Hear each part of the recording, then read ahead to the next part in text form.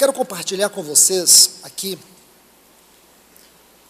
em 2 Timóteo capítulo 2, eu quero apenas revisar com vocês o que nós já temos estudado aqui, nesses versículos, versículos 1 a 7, sobre a oração. E o meu desejo em fazer isso, irmãos, é de tentar lhes ajudar sobre este assunto tão sério. E sei que Satanás, ele nunca vai se opor a qualquer outra atividade que nós desejarmos realizar, em nome do Senhor. Satanás não se opõe à evangelização. Que diferença faz pregar o evangelho e as pessoas nascerem espiritualmente deformadas? Não é? Satanás não se opõe à evangelização. Satanás não se opõe à distribuição de Bíblia, de folhetos. Satanás não se opõe a louvor. Mas uma coisa, ele trabalha. Ele não se opõe à construção de prédios. Mas uma coisa, ele trabalha para que a igreja nunca saiba o que é oração. Ele até não importa que as pessoas orem, ele importa que as pessoas aprendam a orar. Porque orar é simples. Segundo o ponto de vista natural, a oração é falar com Deus. Mas esse falar com Deus significa tocar Deus. Se você ora, mas não toca em Deus, a sua oração ainda está numa esfera muito natural. Existe uma outra questão muito séria sobre a oração. É a oração congregacional. Então, irmãos, o Senhor, ele deseja nesse tempo restaurar a oração no meio do seu povo. Não é só restaurar a mesa, mas restaurar fundamentos. Restaurar fundamentos é algo muito sério. Restaurar fundamentos deve ser a prioridade de toda a comunidade cristã. Irmãos, vocês acham que distribuir a Bíblia é algo tão importante? Você teria coragem de pegar a chave do seu carro e dar para o seu filho, de 14, 15, 12 anos, pegar o carro e dizer assim para ele, olha, sai, faz uma viagem. Você teria coragem de fazer isso? Será que pegar a chave é só enfiar na ignição e dar partida? Por detrás dessa chave tem muitas coisas sérias, tem responsabilidade, tem todo o funcionamento do carro, tem todos os equipamentos que tem que ser usados. Então não é uma coisa simples. Dar uma Bíblia da mesma forma. A gente acha que dando uma Bíblia para uma pessoa, fizemos o maior trabalho para Deus. Você pode estar dando uma arma para ela se matar. Da mesma forma que um pai pode pegar um carro e dar para um filho, se ele não sabe quais são as implicações que estão por detrás daquela chave e daquela ignição. Você dá Bíblia para a pessoa e não ensinar ela a maneira correta de ler, você pode estar dando para ela uma arma mortal. Mais importante do que dar a Bíblia para as pessoas é dar a ela a palavra de Deus. E mais importante do que você ter uma Bíblia é você ter uma revelação da palavra. Se é uma revelação da palavra, você só tem um livro a mais. Sabe qual é a diferença da Bíblia que você tem, que você não usa devidamente, e daquela lista telefônica? Nenhuma. Porque as duas ficam o maior tempo fechado. Você pode abrir a Bíblia. Abrir a Bíblia não é abrir a palavra de Deus. Porque você pode abrir o livro. Esse livro só tem valor quando você consegue abrir a palavra de Deus. Abrir a palavra de Deus é diferente de abrir a Bíblia. Abrir a Bíblia, você abre um livro, mas quando você abre a palavra de Deus, você abre o caminho da revelação. Você toca o falar de Deus. Então, queridos, o Senhor tem movido o nosso coração acerca de fundamentos. Acerca de fundamentos. A igreja não tem reagido, a igreja não tem se comprometido. A igreja não tem entendido. Por quê? Porque nós nascemos dentro de um sistema religioso intoxicado. Nós nascemos dentro de um contexto de uma terrível apostasia, onde os fundamentos espirituais não são os nossos valores espirituais. Aquilo que é fundamental para Deus não é o que é fundamental para nós. Você já viu que sempre que nós queremos algo, nós desejamos algo, nós estamos ansiosos por algo, nós sempre procuramos o caminho da urgência. Então a gente fala, gente, é urgente que nós restauremos isto, é urgente que façamos aquilo. Então nós ficamos em torno daquilo que é urgente. Na verdade, Deus não quer que nós venhamos colocar o nosso coração sobre aquilo que é urgente, sim sobre aquilo que é importante. Não é urgente restaurar a oração, é importante. Não é urgente restaurarmos a palavra, é importante. Não é urgente, irmãos, que tenhamos o ministério da palavra, é fundamental, é só isso. Se nós não compreendermos essas questões diante de Deus, nós estaremos fadados ao fracasso e à apostasia. E nós vamos ver, irmãos, como que o inimigo vai vir lentamente, vagarosamente, mas, uma coisa é certa, ele virá de maneira decidida, persistente, destruir não só os nossos valores espirituais, mas destruir nossos filhos, destruir nossas crianças, destruir nossos casamentos. E quando eu falo de destruir casamento, não estou falando de divórcio, não estou falando de separação. Estou falando de falta de uma harmonia, de relacionamento, de verdade. Porque muitas vezes o casal, eles estão morando dentro da mesma casa, mas não tem vida nesse casamento. Estão morando lá, são cristãos, vão às reuniões da igreja, mas não existe a verdadeira harmonia. Reúnem juntos, sentam juntos, mas não vivem juntos. Entende? Os filhos estão em casa, deformados, doentes, e essa doença prolifera. E nós, como comunidade, podemos não perceber nada disso. Irmãos, como que a igreja precisa de pessoas, de homens, como a igreja necessita de homens, de pessoas que tenham encargos proféticos, porque o profeta é aquele que percebe o coração de Deus. Ele é primeiro chamado para perceber o coração de Deus, para poder falar a palavra de Deus. Ele não fala a palavra de Deus sem perceber o coração de Deus. Como nós necessitamos que nesse tempo, homens e mulheres de Deus se levantem primeiramente diante de Deus, para que Deus possa agir na sua igreja. Nós temos uma filosofia errada sobre amor, nós devemos ter uma teologia correta sobre amor. Por que digo filosofia e não teologia? Porque a filosofia é o pensamento secularizado do homem. A teologia, ela é bíblica. Então a gente fala de amor, e o nosso amor, irmãos, é um amor mundanizado. Como muitos dizem, né? O amor é belo enquanto dura. Nós temos que sair desta esfera carnal, humana, sobre amor. O amor tem primeiro fundamento, verdade. Sem verdade não tem amor. Sem a verdade, o amor não é amor. Ele é puramente um sentimento natural. E ele pode mudar conforme a circunstância. Mas quando o amor é fundamentado na verdade, ele não pode mudar. Ele não tem como mudar. Porque a verdade, segundo a Bíblia, ela é absoluta. O mundo não conhece a verdade. O mundo não sabe o que é a verdade. A verdade é uma verdade eterna.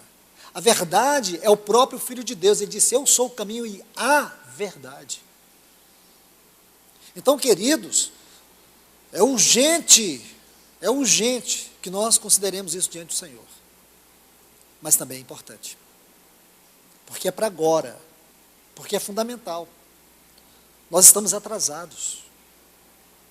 Eu sei que quando chega o final de ano, as pessoas começam a fazer planos para o próximo ano. Não faça plano para os próximos anos. Veja o que você não conseguiu andar nesse ano e continue, persista. Vamos corrigir, irmãos, não é baseado em mudança de ano, não. O que nós estamos precisando não é mudar de ano, é mudar de vida. Então hoje nós temos uma ideia errada sobre amor. As pessoas dizem, mas a palavra é dura, a palavra é dura. Irmãos, a palavra de Deus é o quê? É uma filosofia? É um estilo de vida? Irmãos, a palavra é dura à medida que o nosso coração é duro. A palavra de Deus tem que ser firme à medida que o nosso coração tem sido vulnerável. Nós temos que amar, mas amar com o amor de Deus. Amar como Jesus amou, mas ele não foi tolerante com aqueles que vilipendiavam a sua palavra.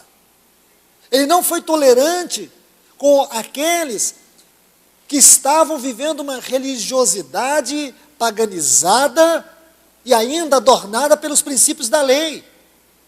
Paulo não foi tolerante com aqueles falsos mestres, como ele diz aqui de Himeneu e Alexandre, os quais ele entregou o corpo para o diabo para que o espírito fosse salvo no dia do Senhor. Nós não vamos sair brigando com todo mundo, mas nós precisamos ser corretos na verdade. Precisamos ser firmes na verdade. Precisamos ter discernimento quanto à obra de Deus nesse tempo.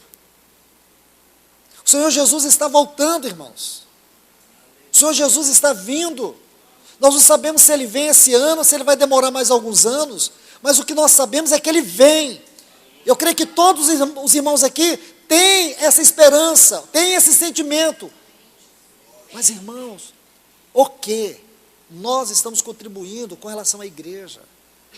Eu não tenho que preocupar só com a minha vida, eu tenho que preocupar com a igreja, com aquela comunidade onde o Senhor me dá o privilégio de congregar. Precisamos ser cuidadosos com o que a gente ouve, com o que a gente vê. Precisamos ser cuidadosos, porque o inimigo não poupará esforços para nos destruir. Então, queridos, esse assunto da oração, especialmente congregacional, eu quero compartilhar com vocês aqui, em 1 Timóteo capítulo 2, este é um assunto que nós estamos estudando aqui. Um grande número de irmãos tem me procurado, porque falaram que sempre leram esses versículos, entenderam tudo diferente do que está sendo ensinado. Irmãos, eu volto a dizer, não basta você ter uma Bíblia, se você não conhece a revelação, os princípios da interpretação, da aplicação. Não adianta, é você ter uma chave e não saber como ligar o carro. Você sabe ligar, não sabe como guiar. E nós temos uma oportunidade, vocês aqui em Goiânia têm a oportunidade de estudar a Bíblia com princípios, regras, hermenêuticas e exegéticas. E essa é uma das questões. Então não basta só ler a Bíblia. Ler de maneira devocional é uma coisa, ler com aplicação pessoal é outra coisa. Então vamos ver esses textos. Admoesto-te, pois, antes de tudo, para que se façam súplicas, orações, petições e ações de graças por todos os homens, pelos reis e por todos que estão em eminência, para que possamos ter uma vida tranquila e agradável, com toda piedade e honestidade. Porque isso é bom e agradável diante de Deus, nosso Salvador, que deseja que todos os homens sejam salvos e venham ao conhecimento da verdade. Porque há um só Deus e um só mediador entre Deus e os homens, Jesus Cristo, homem. O qual se deu a si mesmo em resgate por todos, para servir de testemunho em seu devido tempo. Para o que fui constituído pregador e apóstolo, digo a verdade em Cristo, não minto, e doutor dos gentios na fé e na verdade. Esses versículos 4 a 8, nós estudamos na 13ª lição, sobre expiação limitada. Então não vou compartilhar nada sobre isso. Mas os versículos 1 a 3, tem algo que a gente precisa ver. Ainda, por favor, versículos 8 a 10. Quero, pois, que os homens orem em todo lugar, levantando mãos santas, sem ira, nem contenda.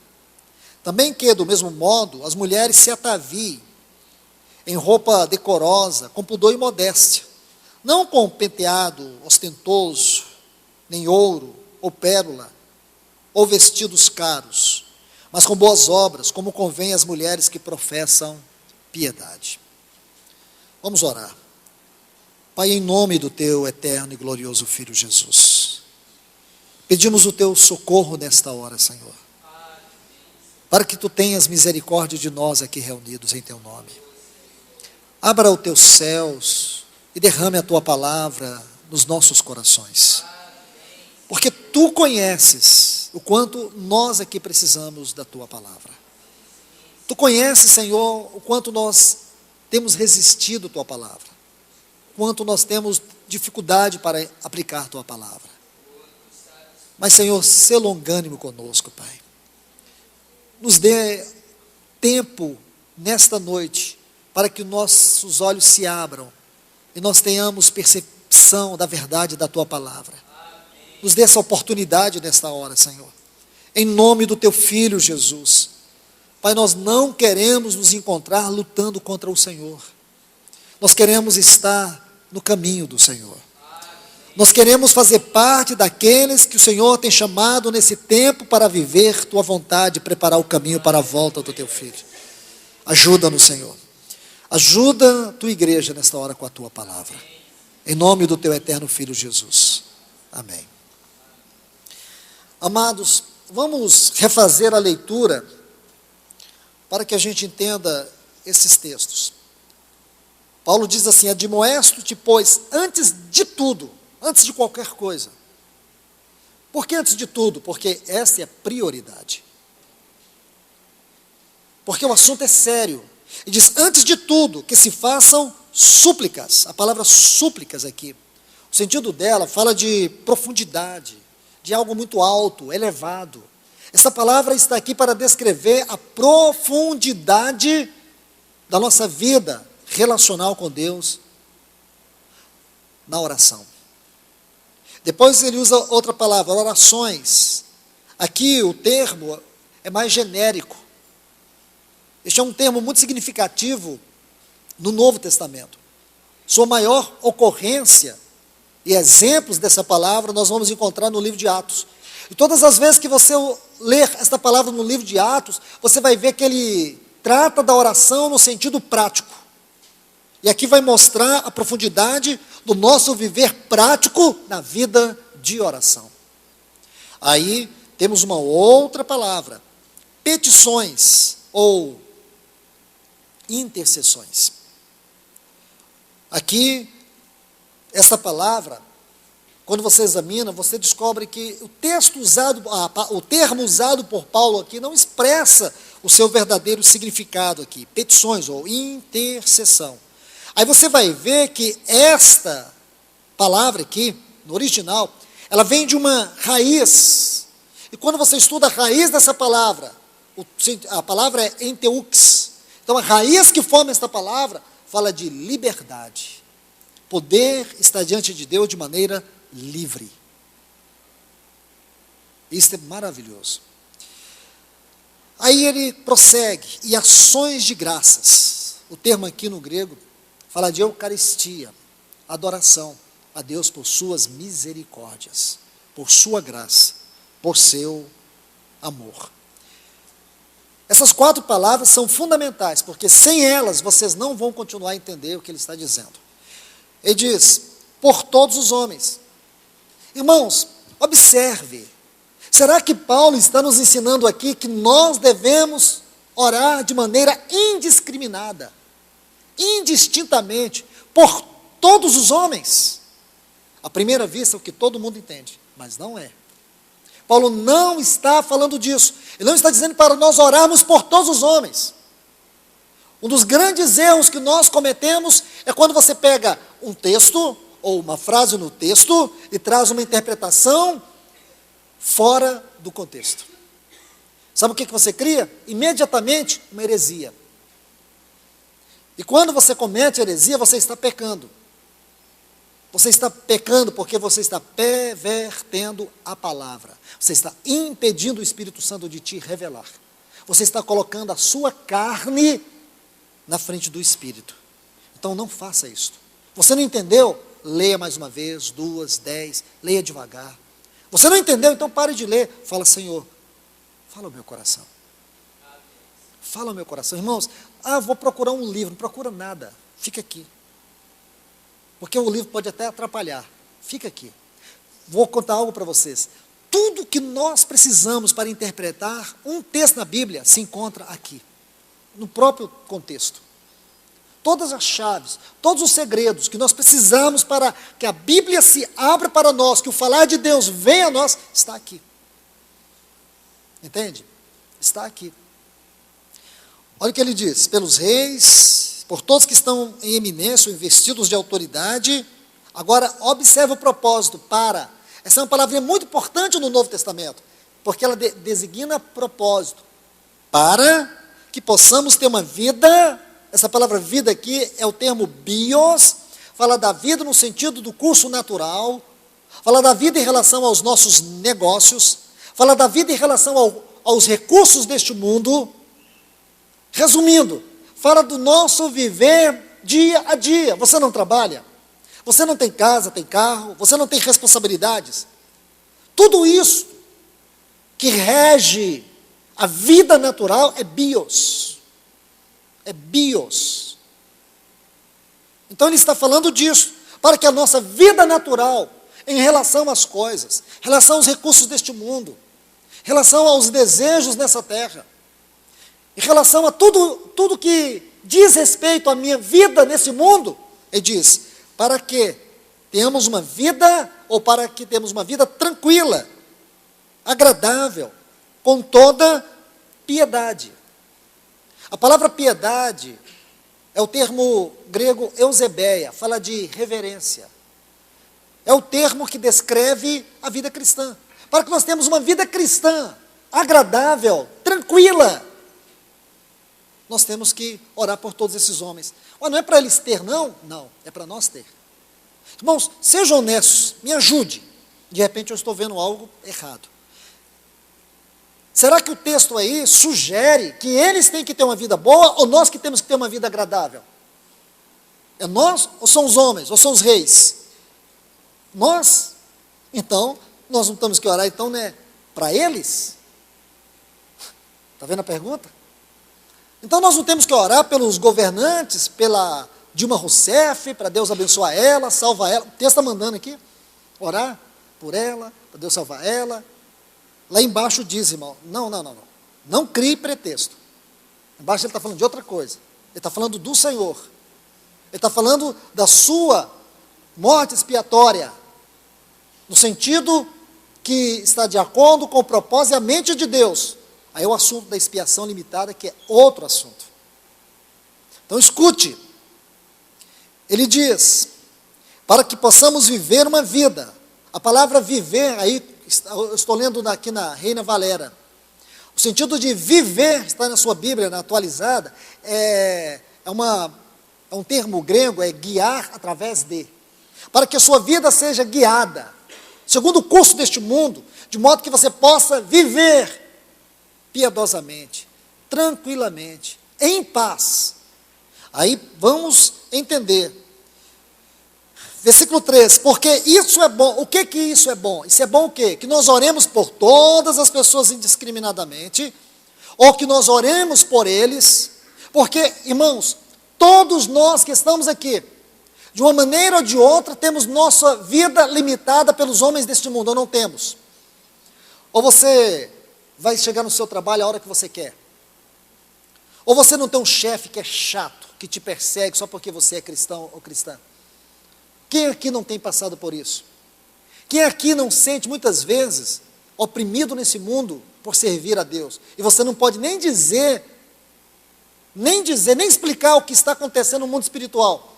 Quantos de vocês sentem que lá no trabalho existe uma pressão espiritual que você não tem nem com quem compartilhar? E essa pressão você sabe que é justamente porque você é uma luz nas trevas. Quantas coisas nos acontecem nesse mundo e a única explicação que nós temos está diante de Deus? Ou não, irmãos? Ou não é assim? Quantos de nós nos sentimos oprimidos aqui nessa terra? Quantos de nós nos sentimos perseguidos nesse mundo? Sabe por quê? Lembra? Efésios 6:12, quando Paulo diz que nossa luta não é contra carne e sangue, é contra o quê? Principados. Porque este mundo é constituído de principados, de demônios. O Senhor Jesus diz que Satanás é o príncipe deste mundo. Ele diz que o príncipe deste mundo, ele está vindo aí. Ele diz que o príncipe deste mundo está julgado. O Senhor Jesus disse isso porque Satanás tem um governo aqui nessa terra, o mundo está enterrado nele. Todo o sistema do mundo está governado por Satanás. Não é o Senhor Jesus que governa o sistema deste mundo, é o próprio Satanás. E ele faz isso porque ele é um servo fracassado para cumprir os desígnios eternos de Deus, porque tudo isso faz parte do propósito de Deus. Satanás não é um agente livre, só Deus é livre. Satanás é o príncipe deste mundo porque Deus o colocou lá para ser assim, porque Deus é o Senhor, não Satanás.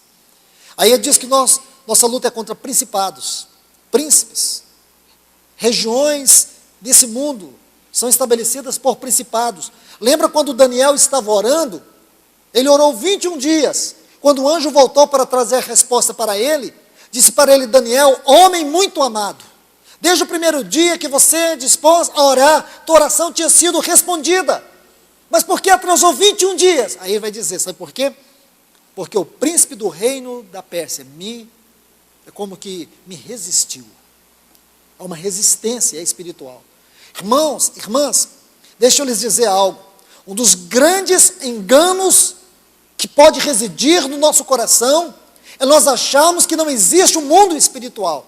O mundo espiritual é tão real e tem implicações muito mais profundas do que o nosso mundo natural. Desconhecer isso é um grande engano. Por outro lado, cuidado para você não espiritualizar tudo. Porque a gente pode espiritualizar tudo, isso é do diabo, e muitas vezes é a nossa carne. Tem coisa que está acontecendo na nossa vida por causa da nossa carne. O miserável de Satanás que está lá no inferno condenado eternamente, irmãos, não tem nem culpa de certas coisas que nós carregamos, porque nós mesmos que damos brecha. Então o problema não é repreender o diabo, o problema é que você tem que fechar as brechas. Ter discernimento. Como é que eu vou saber isso, irmão? Peço ao Senhor, Senhor, dá-me discernimento do que está acontecendo à minha volta. Por que eu estou passando esse problema no meu casamento? Por que eu estou passando esse problema no meu lar com os meus filhos? Por que eu estou passando esse problema nas minhas finanças? Por que eu estou vivendo nessa circunstância? Aí você vai saber orar. E muitas vezes a questão da oração não é nem para resolver o seu problema.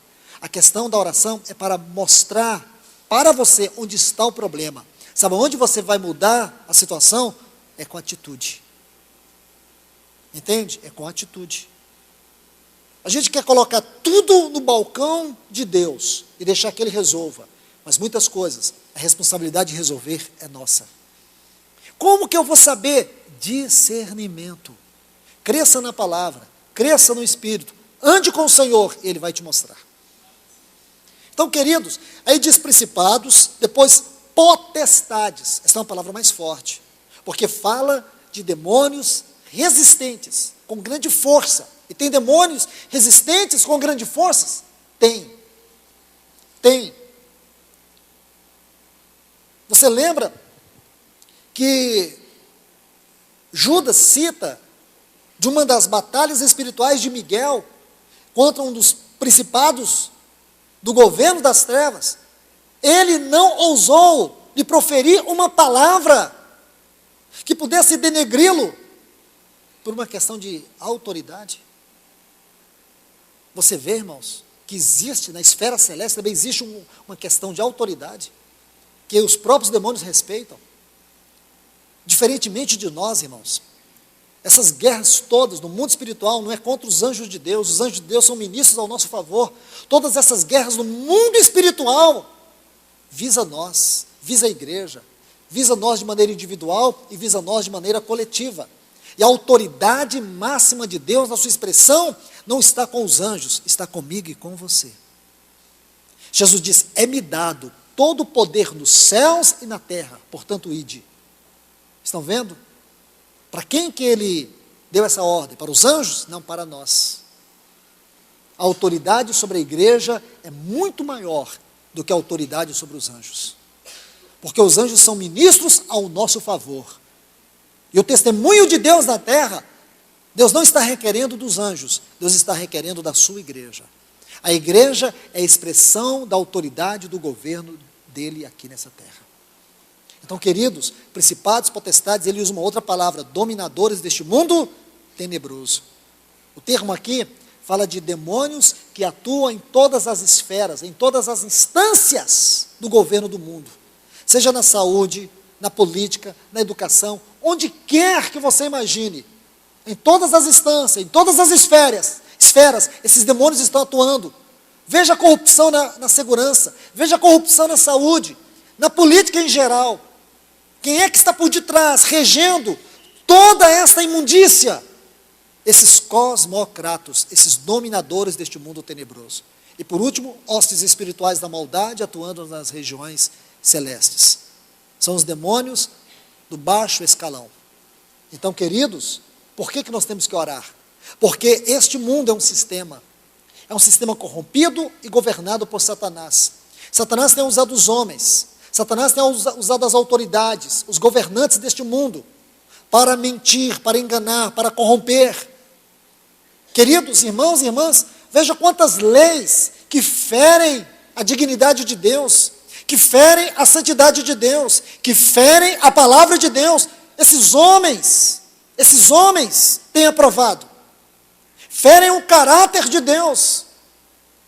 E cada dia que se passa, nós vamos nos sentir mais restringidos. Nossa liberdade espiritual será ferida, porque o propósito do inimigo, usando as autoridades deste mundo, é restringir nossa liberdade espiritual. Nós temos muito aqui no Brasil, ainda. Mas você sabe que dentro de uma denominação constituída, se um casal de homossexuais chegar lá para o pastor e disser assim, nós queremos congregar aqui. Ele disser, vocês não vão congregar aqui. Vocês são homossexuais e nós não permitimos. Ele poderá ser preso? Primeiro que não pode chamar homossexuais, tem que chamar homoafetivo. Mudou. E se eles falam, não, nós só não queremos congregar, a gente quer casar aqui também. Vocês não vão casar. Eles vão denunciar. Vai virar um processo, uma confusão toda. Alguém já me fez essa pergunta. Luiz, se um homossexual ou dois homossexuais quiserem reunir lá conosco, sentar no banco aí pode sentar. Mas se eles quiserem congregar, irmãos, até Satanás, se ele quiser congregar aqui, pode. Aqui não tem cartão de membro, aqui ninguém é filiado a nada. Alguém aqui é filiado a uma associação aqui? Não é. E se eles nos denunciar? Denunciar o quê? Nós somos uma associação, nós não somos uma eclesia denominacional. Entende? Diferente. E outra, tem pastor aqui, pastor profissional? Alguém tem carteirinha de pastor aqui? Na verdade, é nós que vamos processar ele. Então, irmãos, o cristianismo constituído de forma institucional, ele cada dia vai ficar mais restringido. O Senhor está tirando a sua igreja dessas instituições. Um dia, mais cedo ou mais tarde, essa liderança cristã, de maneira geral, eles vão perceber isso, que eles cometeram um grande erro, e eles vão sair dessas estruturas. Deus vai livrar a sua igreja de organização. Ela não quer sair, então Deus vai expulsar ela. Porque daqui um dia não vai ter mais como ser essa igreja denominacional. Aí sim, aí os orgulhos vão ter que cair por terra. Ainda não chegamos a tal ponto, mas vamos chegar. Porque os principados, potestades, autoridades governamentais desse mundo trabalham para isto. Uma atriz da Globo, há poucos dias, em rede nacional, ela falou do grande trabalho, do grande empenho que a mídia e a sociedade organizada está trabalhando para a dignidade dos homoafetivos. E o grande trabalho de toda a mídia nacional. E ela disse, nós vamos fazer com que isso se torne algo natural nas famílias, na nossa cultura brasileira. Você vê como que a imprensa trata essas questões? O mundo está aplaudindo todo esse tipo de movimento. Irmãos, quando eu olho isso, eu primeiro olho para a palavra. Porque dessa forma, nós não temos lugar neste mundo. Nós não somos pessoas destinadas a viver e padecer neste mundo. Nós somos peregrinos. Nosso Senhor está vindo e Ele virá nos buscar e Ele nos tirará dessa terra. Então, queridos, por isso que Ele nos diz para orar. Orar não é para eles, orar é para nós. Porque eles, este mundo, os governantes deste mundo, têm sido instrumentos do inimigo contra a igreja do Senhor, contra a nossa vida cristã, contra a nossa tranquilidade. E as coisas vão piorar, porque o mundo e a igreja são coisas eternamente separadas. Só existe uma forma de você não ser perseguido neste mundo, é deixar que o mundo entre em você. É deixar que o mundo faça parte da sua vida, do seu casamento, do seu lar, da sua vida espiritual. Então vamos voltar ao texto. Ele diz, porque isso é bom. O que é bom e agradável? É bom e agradável que nós tenhamos uma vida tranquila, uma vida piedosa. Este é o ponto desses 3 primeiros versículos. É isso que o Senhor está dizendo. Não é bom que nós oremos por todos os homens, nós temos que orar por eles por causa de nós. Porque a igreja está sendo espremida nesse mundo. Irmãos, nós temos um grande desafio. Ou nós aceitamos que o pós-modernismo, que é um outro nome de mundo, de sistema mundano, forme nossa consciência, forme os nossos valores, ou substitua os nossos valores, permitir que tudo aquilo que é inerente ao mundo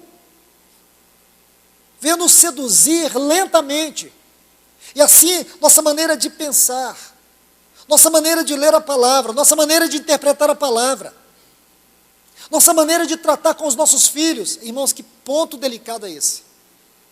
Todos sabem aqui que eu tenho 2 filhos, um jovem e uma adolescente. Irmãos, como que o mundo tenta destruir nossos filhos? Irmãos, eu quero encorajar, se você tem filhos na idade dos que eu tenho, ou chegando lá, irmãos, vai ser difícil, mas não desista. Não desista. Ame seus filhos, mas mostre a verdade. Não negocie.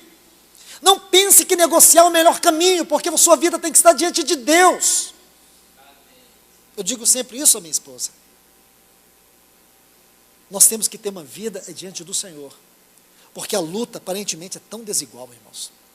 O mundo, tudo, e às vezes até a própria igreja. Às vezes eles encontram, não é só guarita, no mundo não, na própria igreja. Irmãos que dizem, mas é assim mesmo, a cabeça do seu pai está longe, não é desse mundo não. E não é mesmo, irmãos. Nós, pais, temos que insistir, persistir, não temos que negociar. Não ponha a internet na sua casa e deixe tudo aberto para os seus filhos, que você pode estar levando eles para algo muito pior. Sabe qual é a esfera mais pervertida do mundo? É o mundo virtual que está dentro do próprio mundo.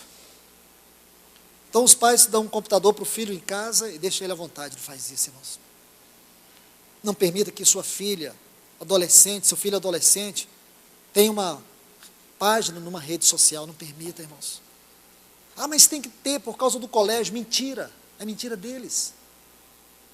Mentira deles. É engano. Eles estão levando você. Eles querem vencer você no cansaço. Coloque padrões. Ore. Peça ao Senhor graça. Porque você não vai conseguir. Entende, irmãos? Eu não estou dirigindo a casa de vocês, mas leve isso aos pés do Senhor. Leve isso aos pés do Senhor. Leve isso. Leve isso aos pés do Senhor.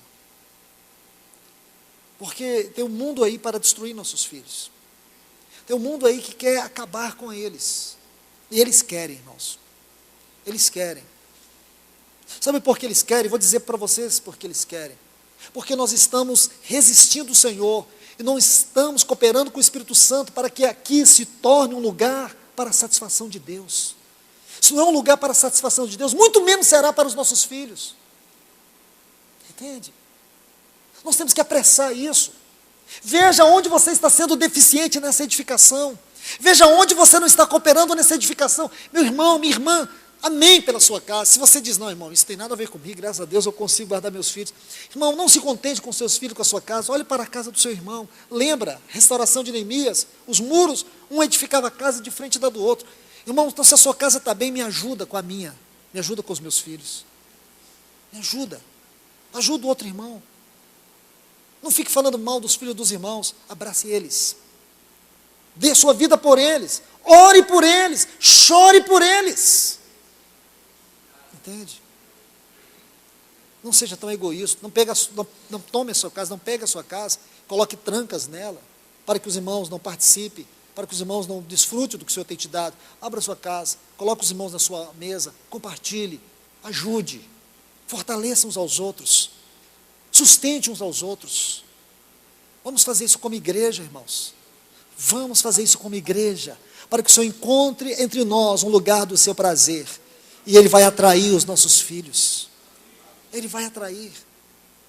Então, queridos, Essas coisas são colocadas por Paulo aqui para nos mostrar o que é bom e agradável a Deus. Isso é bom, isso é agradável. Deixa eu apressar aqui para a gente terminar por hoje. Aí no versículo 8 a 10 ele diz: quero, pois, que os homens orem em todo lugar, levantando mão santa, sem ira e sem contenda. Paulo não está falando de um método de oração. Não estou dizendo que orar com as mãos levantadas está errado. Geralmente quando a gente fala, irmãos, vamos levantar as mãos, a gente está dizendo assim, vamos colocar as mãos sobre a cabeça dessa pessoa, não é assim? Vocês entendem que a oração, levantar a mão é levantar a mão para o céu. Não é, irmãos. Quando a gente fala para os irmãos, levantemos as nossas mãos. Já vi muitas vezes os irmãos fazerem isso. Vamos orar pelo irmão fulano aqui, pela irmã fulana. Levante suas mãos. Não é levantar as mãos para os céus. Quando você está levantando as mãos, aquele irmão está dizendo que as suas mãos estão sendo impostas sobre a cabeça daquela pessoa. Entende? Então, Paulo não está aqui sugerindo levantar as mãos como método de oração, de forma alguma. Olha o texto. Quero, pois, que os homens orem em todo lugar, levantando as mãos sem ira.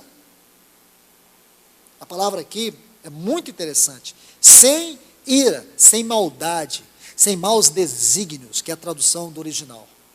Levantar as mãos sem um coração cheio de maquinações, de desejos, maus desígnios, animosidade, isto é, coração cheio de contenda. É o que o Senhor está dizendo. Levante as mãos, mas será que suas mãos, elas estão manchadas de maus desígnios? Quando você levanta as mãos, Deus vê iniquidade, Deus vê contendas. Ou quando você levanta a mão, Deus vê pureza, Deus vê que não tem culpa. Agora aqui ele vai mostrar o outro lado. Os versículos 1 a 3 mostram o aspecto objetivo. Os versículos 8 a 10 vai mostrar o aspecto subjetivo da oração. E aqui ele vai mostrar o caminho prático.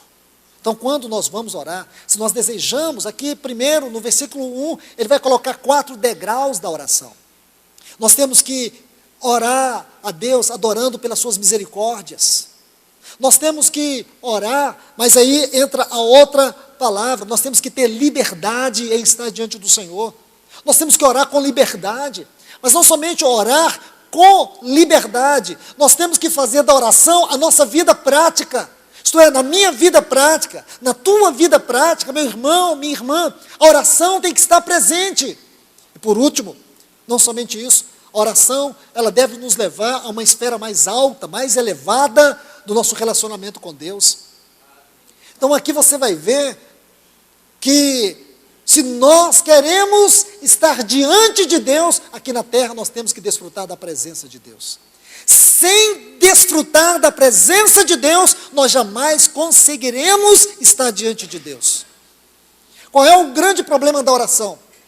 As pessoas dizem que o grande problema da oração é que elas não sentem vontade de orar. Por que as pessoas hoje, os cristãos hoje são deficientes na oração? Porque elas são fracas no relacionamento com Deus dia a dia. Porque no dia a dia nós não temos um viver com Deus. E porque não temos um viver com Deus, temos dificuldade de estar diante de Deus. Isso é uma tragédia. Então quando Paulo está falando aqui, os homens orar, mas não ter culpa, ter um coração limpo. Porque, irmãos, nós não estamos falando aqui de oração, esse mero falar, essa reza, essa coisa religiosa. Nós estamos falando de relacionamento elevado. Oração é um relacionamento elevado com Deus. Irmãos, sejam honestos, eu e vocês. Será que o que move a nossa oração, as nossas orações, são as nossas necessidades? Hoje, você orou hoje. Por que você orou hoje? Porque teve uma necessidade que você colocou diante de Deus? É incrível. Mas a maioria das nossas orações são movidas por nossas necessidades e não pelo nosso relacionamento natural com Deus. Porque a oração não é parte do nosso relacionamento. A oração é parte das nossas necessidades. Nós oramos porque temos necessidade disso, daquilo outro. Aí quando a gente sente as necessidades bater, nosso joelho se dobra. Nosso coração se curva. Está errado. Nós não podemos fazer com que isso se torne o caminho da oração. Oração tem que ser algo natural. Você tem que sentir, irmãos, em nome de Jesus, falo isso debaixo do nome do Senhor. Você tem que se sentir atraído pela oração. O que deve atrair a oração é a própria oração. A nossa maior necessidade não é de coisas, é de Deus mesmo. E é essa necessidade de Deus é que deve nos mover à oração. Eu não sei se isso acontece com você, mas comigo acontece muito. Tem dia que o coração está tão apertado, tão angustiado. Tem dia que a frustração, tanta coisa me abate. Não sei se isso acontece com você, penso que sim. Irmãos, não tem nada melhor nesse exato momento, num tempo como esse, você começar a sentir a necessidade de Deus, não de resposta para aquilo que te angustia. Não que Ele resolva aquelas coisas, mas Ele mesmo. Quando você é capaz de tocá-lo, quando você é capaz de sentir. Os problemas vão até continuar, mas Deus não pode estar ausente. Ele tem que estar presente. Ele não vai tirar você da cova dos leões, Ele vai ficar com você dentro da cova. Ele não vai matar os leões, Ele vai deixar os leões lá ao seu derredor, rugindo, mas Ele está ao seu redor. O que é melhor, irmãos? Ele não vai diminuir o fogo da luta que você está passando, Ele vai até aumentar 7 vezes mais, mas Ele vai estar com você. Isso não é bom? É. Aí você vai entender que muitas das suas orações não foram respondidas como você quis, mas como Deus quis. E a resposta de Deus na oração não foi remover os problemas, mas estar com você. Sabe quantas vezes a palavra eu estou contigo ocorre na Bíblia? 365 vezes. Isso quer dizer que Ele está conosco todos os dias, até a consumação. Está vendo, irmãos? Isso não é coisa boa, é. Isso nos desintoxica daquela oração consumista. Aquela oração que faz de Deus objeto do nosso consumo, ou para satisfazer nossos desejos. Aí você vai ver que a oração é um instrumento onde os desejos de Deus é que são satisfeitos. Onde você consegue tocar Ele mesmo. Você nunca ora para mudá-lo. Quando você perceber que você está orando, é você que vai ser mudado. Não é? Aí você vê que a oração não muda Deus, a oração muda nós. Irmãos, isso é oração. Nós temos que sentir necessidade. E quando você colocar isso como prioridade na sua vida, você vai assustar, o seu telefone vai tocar de madrugada e não tem ninguém te chamando. O despertador vai despertar naquela hora mais indesejada, e você não colocou ele naquele horário. Você vai sentir alguém batendo na porta. Eu não sei se alguém aqui tem essas experiências, mas é o Senhor te chamando, vem estar comigo. Vem ficar comigo, vem falar comigo, porque eu quero falar contigo. Imagina, irmãos, é uma oração onde Deus ora, e não somente nós, não é um monólogo, é um diálogo. Isso tem que ser desfrutado, irmãos, isso tem que ser cultivado. Isso é a nossa oração lá, de portas fechadas, você e Ele. Isso tem que ser cultivado lá, porque lá você vai para uma escola, você vai aprender tantas coisas, isso vai refletir na sua maneira de ler a Bíblia, isso vai refletir na maneira que você deve conviver com o seu cônjuge, isso vai refletir na maneira como você convive com seus filhos, porque existem momentos que você vai ver tudo desabar. Não sei se aconteceu isso no seu casamento, com seus filhos. Tem dia que você pensa, acabou. Satanás entrou agora, parece que colocou um trono bem na sala da minha casa, está sentado lá. Você fica até com medo de ir lá e ver ele sentado, pensa, acabou tudo. Senhor, não tenho saída. Parece que tudo desmoronou, aquela notícia mais absurda chegou para você. Não sei em que situação, não sei em que esfera, mas talvez vocês tenham passado por isso. Creio que nós, de certa forma, no limite de cada um, temos passado por isso. Existem momentos que parece que não tem saída. Parece que você sente que o inimigo está querendo pôr a mão no sua garganta e te sufocar. Aí você fala, não, Senhor, eu quero estar contigo. Eu quero poder desfrutar do teu coração. As coisas estão tão ruins aqui em casa, está tão ruim no meu casamento, está tão ruim com meus filhos, mas existe um lugar, irmãos, há um lugar, cujas correntes alegram a cidade de Deus, o santuário das moradas do Altíssimo. Deus está no meio dela, jamais será abalada. Isso tem um lugar, irmãos, em Deus para a gente entrar. E nesse lugar você entra. Você às vezes chega lá arrastado no chão. Você não tem nem força para entrar lá. O caminho está aberto, salpicado por aquele sangue eterno. E você sabe que você pode entrar. E você entra. E muitas vezes você chega lá arrastado, debruçado, sem forças. E depois você sai como que voando. Porque esse é o lugar da oração. Esse é o lugar da comunhão, esse é o lugar onde o Senhor vai começar a te mostrar por que as coisas estão acontecendo. Por que isso aconteceu? Por que isso tem que acontecer? Você não tem resposta. Você diz, Senhor, mas eu não tenho resposta. Mas eu vou te mostrar por que isso está acontecendo. Vai demorar um tempo, porque você não é capaz de aprender tudo. Porque muitos dos problemas estão em você. Você vai dizer, mas Senhor, o problema está em mim? Tá. Aliás, você é o problema. Por isso que você está sofrendo mais. É engraçado. Eles fazem tudo errado e eu sofro mais. É. Porque você tem mais luz, você tem mais clareza. É com você que eu falo sobre o seu casamento, sobre os seus filhos, sobre a sua casa. É você que eu tenho colocado em carga especial. Então agora vocês estão entendendo porque alguns sofrem mais do que os outros? Pode ver que numa relação um tem que sofrer mais do que o outro. É como José na casa dos seus pais. Ele tinha algo especial com o Senhor. Ele era a salvação de Deus na sua casa. Percebe? Então o que aconteceu? Ele pagou um preço maior. Então você está pagando um preço maior. E isto vai ser algo contínuo. E a melhor maneira de você compreender tudo isso é diante do Senhor. É falando com Ele, se relacionando com Ele. Peça ajuda a Ele. Peça que Ele envie e derrame mais do Espírito para te encher, para que você tenha clareza quanto a tudo isso. E não fique sendo vítima da sua história. Não fique sendo vítima achando que Deus é um ser implacável, que está manipulando a sua vida de forma alguma. Ele não faz isso. Para concluir, irmãos, diz também do mesmo modo as mulheres se ataviem. Então quer dizer, o que o Senhor está requerendo dos homens também Ele requer das mulheres. As mulheres se ataviem em roupa decorosa e com pudor e modéstia, não com penteado ostentoso, nem ouro, ou pérolas, ou vestidos caros. Até parece que Paulo morava num lugar onde tinha tanto shopping center como tem nos nossos dias. Mas com boas obras, como convém às mulheres que professam piedade. Por que Paulo coloca dessa forma, irmãos? Porque talvez seja isto algo tão peculiar para as mulheres.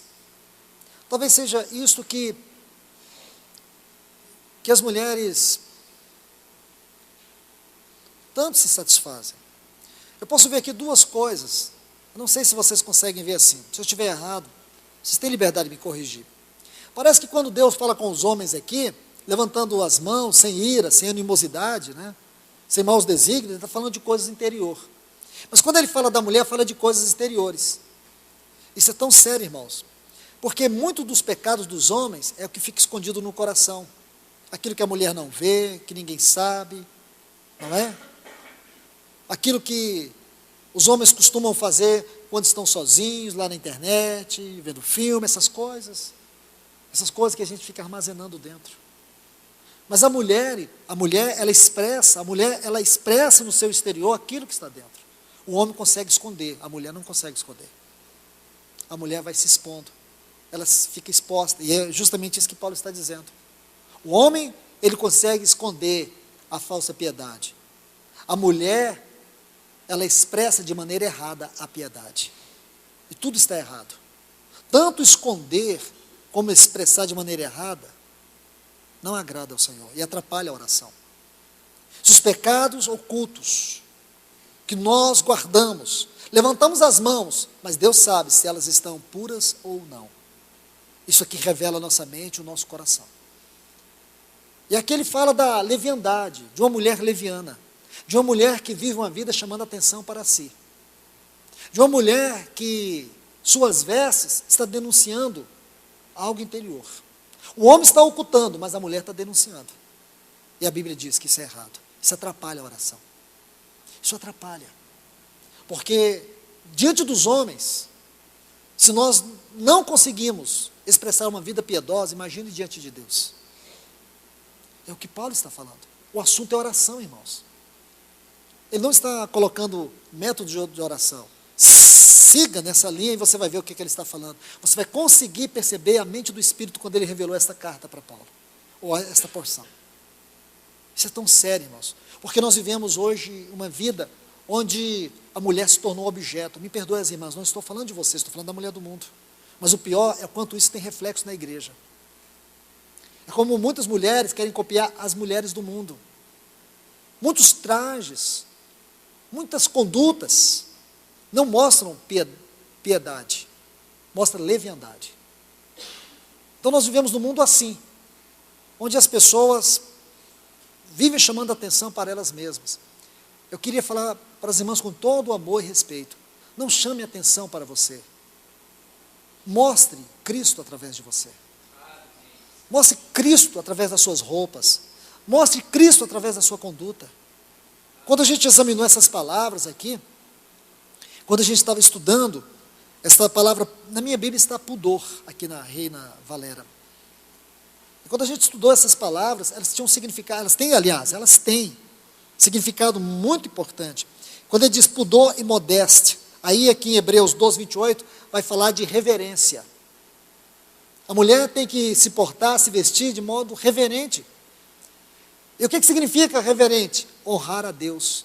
Quando a mulher veste de maneira indecorosa, ela está desonrando a Deus. Como uma pessoa que desonra a Deus aqui na terra consegue tocar a intimidade dele no trono? Se Deus está sendo desonrado pelas minhas atitudes, como que eu posso orar? Essa é a pergunta que uma mulher cristã tem que fazer. Se na maneira como eu me visto, na maneira que eu me porto, eu estou desonrando o Senhor aqui na terra, como que eu então vou entrar diante dele e orar? Isso desagrada ao Senhor. Não importa, irmãos, a oração, não importa o que nós fazemos aqui nesse mundo, não importa a maneira como nós vivemos aqui nessa terra, não importa, irmãos. Isso Deus está interessado no meu coração, tá mesmo? É desse jeito que a gente lê, é isso que a Bíblia diz. Não importa a maneira como eu me visto, Deus não está interessado nisso, Deus não está interessado em roupa. Será, irmãos? Então nós temos que arrancar esse texto da Bíblia, e tem outros aqui também que tem que arrancar. Se você começar a arrancar os textos, e deixar só os que te convêm, vai ficar nada. Vai ficar nada. Então, irmãos, vamos ser cuidadosos, importa sim. Paulo colocou isso aqui pelo Espírito Santo. Ele mesmo diz que toda a Escritura é divinamente soprada por Deus. Deus soprou isso aqui. Então, os homens têm que tomar cuidado. Irmãos, nós temos que tomar muito cuidado, porque os nossos olhos alimentam a nossa alma, alimentam o nosso desejo, alimentam a nossa vontade, alimentam o nosso sentir. Entende, irmãos? Entende? Então, muitas vezes nós levantamos a mão tão maculada diante do Senhor. Irmãos, nós temos que aprender a arrepender dos nossos pecados. Sabe por que de muitos pecados nós não conseguimos nos libertar deles? É porque nós sempre arrependemos para pecar de novo.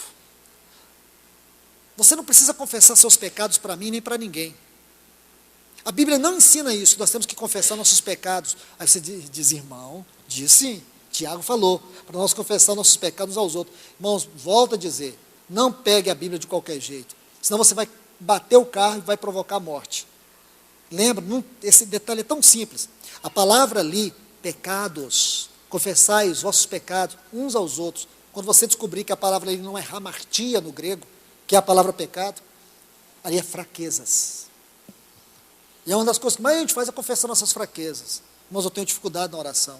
Mas eu tenho, nossas dificuldades. Esta é a tradução da palavra. Então, sabe para quem você confessa? Você confessa para aquele que pode te perdoar, te libertar, te curar, te lavar. E mesmo que você confesse tudo, ele não vai deixar de te amar.